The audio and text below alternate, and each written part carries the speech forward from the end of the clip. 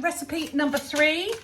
I have got approximately, it's about 300 to 400 grams of pumpkin that I have cubed. I have tossed it in plenty of olive oil and salt, and I'm going to roast that until it's hot. So it's going in an oven at 200 degrees for as long as it takes. I don't know yet. It's probably only going to be 20 minutes. Just a note on the oven. I have a microwave oven which has always been out in the utility room because I never used it, and it's actually a microwave combi. It isn't a clever one with an air fryer, but it is a combi oven, so it's going to heat up quicker and it is going to be cheaper to run. So I have brought it into the kitchen. Now that I'm not doing the restaurants, I can use that space on the countertop, and it's another money saving idea. Instead of putting the oven on just to roast this little tray of pumpkin, I can put it in the combi, the convection oven of my microwave. Over the coming months, I think I am going to do some more microwave recipes and things that can help you through the winter, because our fuel bills are going to go up in the winter, so we can try and make savings on cooking. It's still nearly between sort of £5 and £6 an hour to run an oven, and I'm very conscious of that. Anyway, I digress. So I'm going to roast these, and later on today I'm going to make the gnocchi. This is actually the next day from when I started the film. I made the I roasted the pumpkin yesterday, and then other stuff happened. Oh, that's right, I was going to make these gnocchi and I didn't have any ricotta, so I thought I'll make some ricotta. I make my own ricotta. It's in this little basket, and I will actually do a film. Somebody messaged me last week and said, could I do a film of me making ricotta? And of course I forgot yesterday, so I will do one soon. Now, this pumpkin recipe, I've had help from my gnocchi guru, who is Massimo Fanati. Now, if you are on Instagram, please follow him if you like very funny food-based illustrations. He's very, very clever, and they always put a smile on my face. But he gave me the original recipe that I used for beetroot, and he's given me advice on how to do pumpkin. So you saw yesterday I roasted the pumpkin. Now this is going to be a trial and error, because varying pumpkins have different amounts of liquid in them. The difference between this and the beetroot recipe is the beetroot's used raw, but we've got so this is 300 grams of roasted pumpkin. It was roasted with olive oil and salt.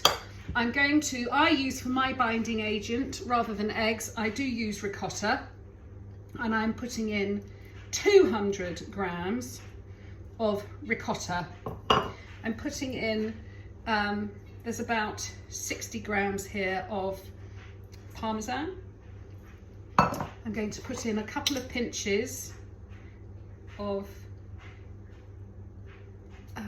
nutmeg. I'm really suffering with my brain.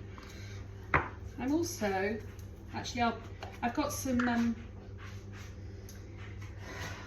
baking powder. I'm going to add a couple of teaspoons of baking powder. That's kind of an experiment. I just want to see if it makes it light, because I have seen some recipes using baking powder.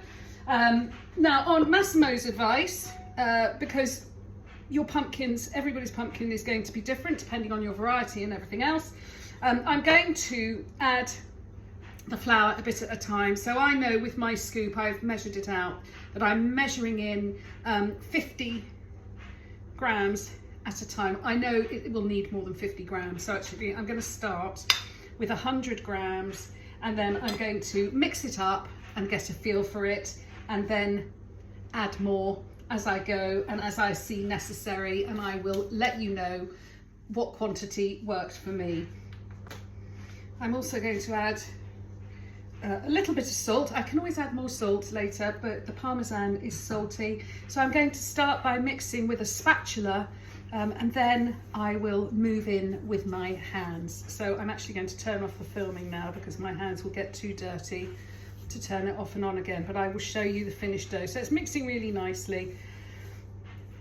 And the way this is going, actually, I'm going to keep the film on because I think I will put my hands in. This feels pretty good already. I don't think it's going to need too much more flour because I still want it to taste of pumpkin. Might just taste a little bit. Oh, it's lovely and pumpkin-y. So anyway, bear with, and I will let you know what the final amount of flour was. I'm going to turn off my film now. In terms of the texture that you're after, I actually ended up using 180 grams of flour, and it was at the point where it wasn't sticking to my hands anymore. It is a proper dough. It's not too sticky. I am just going to take a tiny piece off. I'll just do this one with a fork. Dog. I will show you how to roll them properly later. Well, actually I can show you now. So I've got a fork. I've rolled a little sausage shape and I'm just going to do that. Whoops. No, forget it. I need to practice before I show you. That was awful. How did I do it last time? I can't, it was like that. I'll have a practice and I will do a whole film of me not doing gnocchi anywhere. Anyway, I'm taking a little bit off and I'm going to pop it in some boiling water and just cook it and taste it and be sure that I'm happy before I make a mess of rolling them all out. I promise I'm going to learn before I show you from my own film. So I've just watched my own film to remind myself. I roll it on the fork rather than the fork to the thing. So on the fork, I just squish it down. I'll do a close-up in a little while, but you just roll it along the fork like that and you get the little lines. So I'm just going to test this one anyway and see if it tastes nice.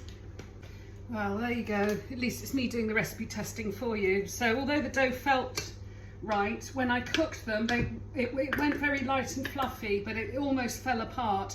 I think it needs another 100 grams of flour. I'm just going to add it 50 grams at a time and test after each one. Right. In total, I have added 300 grams of flour, much more than I thought I would need. But it was to get the balance right so that they hold their shape. It only cooked for about a minute. You cook them till they float, but yeah, delicious. Okay, it'll all be on the recipe. I've rolled out a sausage, so I've divided the dough up. I've rolled out a sausage shape. I'm going to cut little, I suppose they're about 1 centimetre apart, on a floured board. I have also prepared a floured tray on which to put them when they're done. I will just show you. So I've got one of these little rolling boards that's got lots of grooves in it. I'm going to roll it into a cylindrical shape, and with my thumb I'm just going to push it down like that, and you get that nice little gap in the bottom because that will hold sauce as well. So just roll them very gently, not too much, you don't need too much pressure, and there we go. And the other way I showed you, and in fact now that I've adjusted the recipe and added more flour, you'll see that it works just as well on a fork. Or you could, I have seen some people, they sort of roll it into shape and then they do just put an impression, but you can actually use the fork and there you go, roll it along the fork, and then you still get that nice little pit in the bottom. Okay, and then to cook them, you'll just cook them in boiling salted water. From fresh, they will only take 1 or 2 minutes at the absolute most, and then you want lots of butter and whatever you like with them. Or you can open freeze them, so put them on a tray like this, well floured. Actually line it with baking paper, it's going to be easier. Flour. Open freeze them. When they're frozen solid, put them in a resealable bag, and you can cook them from frozen. I think they'll take about 5 minutes, but you'll know when they're cooked because again, they will float to the top. So at the end of this film, I will put a picture of some pumpkin gnocchi, and thank you Massimo for your help.